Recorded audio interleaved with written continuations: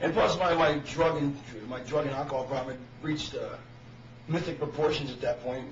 And I actually hired him to be my, like I needed someone to actually get me, because I couldn't get all my stuff done in a week, like, because I'd sleep till 3 in the afternoon, and then I had to go out all night and drink, and I was, at that point I was drinking from the minute I woke up till the minute I went to bed. And, you don't get a lot accomplished that way, so I needed someone to do all my errands and stuff, so I paid Stevie, to do it. But I was actually paying him as much as Paulie was, too, you know what I mean? So, it wasn't like it was a parasitic relationship. It was very symbiotic, because he got money, and I got, what I needed. There was no sex, though. Looking back, do you regret the way that you treated him sometimes at all? Or? I think that's overrated, I mean?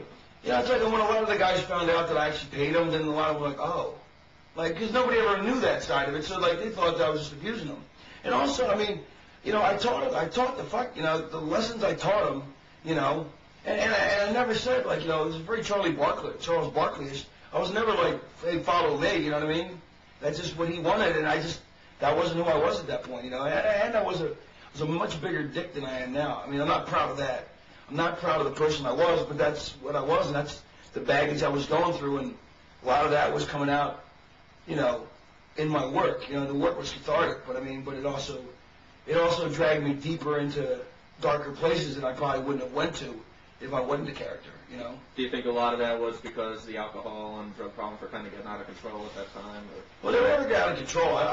I think maybe everybody else thought they were out of control, but they were never out of control as far as I was concerned. I never had a problem. I never let it affect my family, my friends, my job, because I was going to be that person anyway, Like, so they might say, well, you were a dick because, well, I was a dick anyway, I'm not proud of the fact that I was a dick, but I was. I don't think it was the alcohol making me one. Yeah.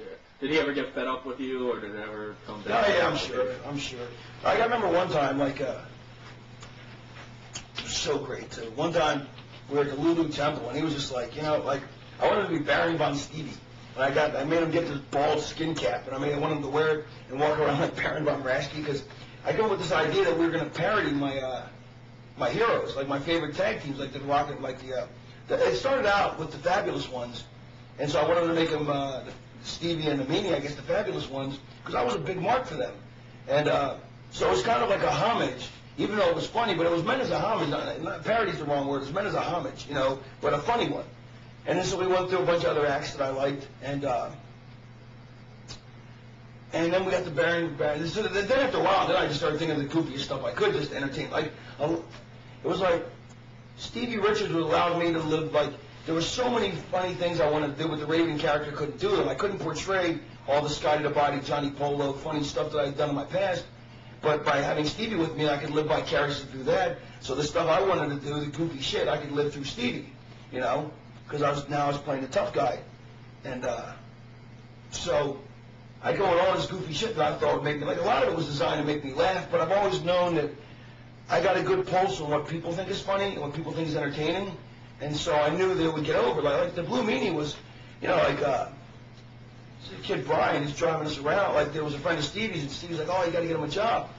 And I watched him work one time, and he did a moonsault. This fat slob's doing a moonsault. That's pretty cool, And and he drove us to a couple shows. Although I think he had Parkinson's disease, because he would drive, his hand would just shake like this. He had Parkinson's. And like, he had no air conditioning in the car, but the windows wouldn't roll down. So he had to drive with the door open to get some air in there. So suffice to say, we never really let him drive much more, or we never took his car. But I was like, all right, I'll try and get him a job. So I was drunk one night watching The Yellow Submarine by the Beatles. And it's a very funny movie.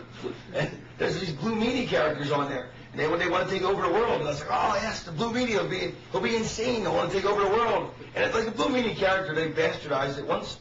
Once I left, it became a different character, unfortunately, because mine was he was insane. If this guy thought that he was in that he was going to take over the world, which of course you can't take over the world. Like, he had nuclear bombs, like some cartoon villain. And so the Blue Meanies were all blue, and they had these black-eyed mask-looking things. So I made the Meanie paint on the mask and dye his hair blue, and I figured, but I made him like that he was a mark for Stevie. Like, so he had his Stevie shorts on, and his Stevie half shirt, and but he still wanted to take over the world. And the way it kind of developed was that like, I would yell at Stevie, and Stevie would yell at the Meanie, but the Meanie wouldn't pay any attention. Like Stevie's lackey would be the meanie, except the meanie was the worst lackey ever, and it was just, and so Stevie ends up getting fucked from both ends, you know what I mean? Which is funny. And so I tell Todd, I got this great idea, a blue meanie. You know, and it's not like I didn't come up with other shit, like the Dudleys, I invented the Dudley gimmick. Taz came up with their costumes as far as the overalls and the tie-dye, but I invented the Dudleys, because we were sitting in a locker room in Tampa. And I was like, somehow Slapshot came to my head. I go, hey, what are you doing? I go, I'm putting on the foil coach every game, because they put tin foil in their hands for no fucking reason.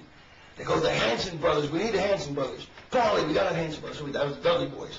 So I came up with a lot of shit. I came up with a lot of stuff to add to my storylines, me and Tommy's. Like, it was my idea that we went to summer camp together. I don't know who's Beulah was. I think Beulah was Paulie's. And then that name we came up with, like, I'm sure you'll get to that later.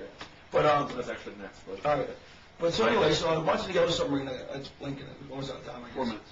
So Yellow Submarine, and so now we make a blue meanie. I tell Todd's like, you know, and they like, and I was drunk, obnoxious all the time. You know what I mean? Sammy would terrorize the locker room. We terrorized Todd and Paulie, you know. And so Todd told me later, like, he's like, oh, here we go, drunken Raven idea. Let's just do this to appease them, you know. Because I'm like, Todd, let's just do it once. If it doesn't get over, you know, we'll never break it. But just trust me. Just give me one appearance. It's like, all right, you got one appearance. So I put the meanie in the crowd.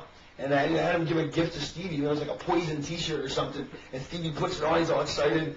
We go into the finish. Something happens. Here comes Stevie. Boom. Something. He gets knocked out the way. They're going. Here comes the meanie up to the top. But the big meanie song moves out the way. Kapong. Boom. Whatever. 1, 2, 3. Got over $1 million. You know. So fucking good stuff. Good entertainment. Blue meanie. Like he would just like Stevie be. He paid no attention to interviews. Like Stevie be talking. He'd be like. He's gonna take over the world. I'm gonna change tape. Yeah. Where did Beulah McGillicuddy come from? All right, I was at went to the Super Bowl down in Miami. Me and a buddy of mine, Warren, got some free tickets, and I don't know what year. And I saw my buddy Ronnie Gann, who plays pro baseball, at Prince's nightclub we were hanging out at, and there was a girl with him, Teresa, and I'm like, he's like, hey. It's my girl Teresa. Teresa's is Raven, and whoever else, my Warren, whatever. Anyway, and she's like, oh, I'd love to get into wrestling again. I go, what do you mean again? She goes, I used to be Pillman's valet. You know, I'm sorry, Pillman's sister. She used to be Pillman's sister in the Calgary show because they dated in Cincinnati. He went to Calgary. She came with him, played his sister for a while, whatever. So I'm like, all right. I said, yeah, okay. She goes, listen. She goes, I was in Penthouse. I took some pictures. I can send to you. I was like, new pictures, cool. Now they're a new picture, like, hey, Paulie, you got another chick for the act. I'm sorry, I didn't have it. I got a chick, and I didn't think I wanted a chick for my act. Like, I didn't think it fit the Raven character. You know, me and Stevie had our thing going, and I didn't think a chick fit in, even though I'd always had ballets. So he goes, Paulie goes, so I showed him the nude pictures. He's like, ugh. And said, all right, we'll give it to you. I go, I don't need a ballet. He's like, no, I'm telling you. I mean, that's what I'm saying. Paulie knew the character, and it was perfect, absolutely perfect. So Paulie gave me Beulah. And it was fucking perfect. And so we couldn't come up with a name. We wanted to come up with something really stupid, you know. So at the last minute, somebody blurted out Beulah McGillicuddy, I think. And that's how she got the name. And we came up with the storyline where she was the girl where, I came up with the storyline where she was the fat girl with acne who liked Tommy, but Tommy blew her off, but I slept with her, even though she was a fat pig, in summer camp. We went to the summer camp together. And so that's where it came from, and it turns out now. And so Stevie calls her, and she comes out. And before she comes out, I'm like, oh, you idiot! Why can't we brought that fat girl out? And I think I must have cuffed him. Like, to me, like you slap somebody is mean, but if you backhand them, that's just more insulting. You know what I mean? So I always give them the backhand or cuff them. You know what I mean? But the backhand hurts like a motherfucker. I used to kill Stevie with it. He used to hate getting backhanded, but it just works so much better. You know what I mean? And bless his heart, he took it like a man all the time. Should have kicked my ass a long time ago, but he didn't. Then how did the whole idea about that Tommy Dreamer pile driver, because back then that was like a huge thing, like pile drove Beulah for the first time. Remember that? Paulie calling us pile driver, you know. Yeah. I don't think there was any. I don't think that was any super thought put into that. I think it was just we need to bump her. Let's give her a pile driver. Plus, what's great about the pile driver is she's upside down, so the skirt flops down. You see her in panties. That's probably what it was.